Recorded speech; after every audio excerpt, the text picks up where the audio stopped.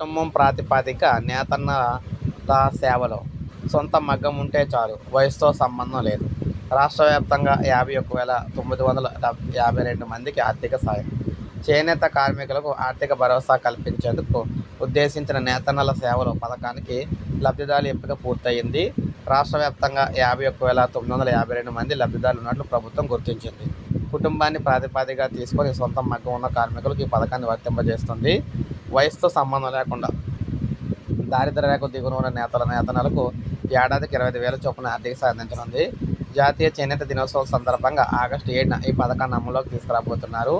నాడు పింఛన్ సాగుతో సహాయానికి కోత అయితే పెట్టారన్నమాట. వైకాపా హయాంలో నేతన్న నేస్తం కింద ఏడాదికి 24,000 చొప్పున అందించగా దానికి ఒక మెలిక పెట్టి లబ్ధిదారులు తగ్గించారు. 50 ఏళ్లు దాటిన నేతన్న కార్మికులకు సామాజిక భద్రత పింఛను పొందినట్లయితే వారికి నేతన్న నేస్తం పథకాన్ని వర్తింప చేయలేదు. అధికారికంగా జీవోలో ఈ నిబంధన పెట్టకపోయినా ఒకరికి ఒక పథకం లబ్ధి అన్న విధానాన్ని పాటించారు.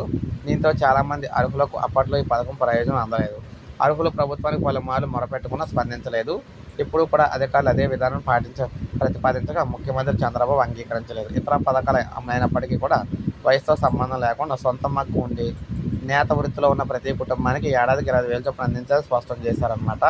సో జిల్లాల వారీగా మనకి ఇక్కడ జరిగింది. ఎంతమంది అర్హులు ఉన్నారు ఏంటనేది సో మీరు ఇక్కడ చూసుకోవచ్చు. ప్రతి జిల్లాలో ఎంతమంది అర్హులు ఉన్నారు ఏంటి, వారందరూ కూడా ఆగస్టు 7వ తారీఖున దీనికి సంబంధించి డబ్బులు అయితే జమ కాబోతూ ఉన్నాయన్నమాట.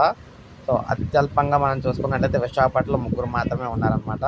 సో ఇది మనకు తాజా సమాచారం. ఒక లైక్ చేయండి, సబ్స్క్రైబ్ చేసుకోకపోతే మన ఛానల్ సబ్స్క్రైబ్ చేసుకొని ఫాలో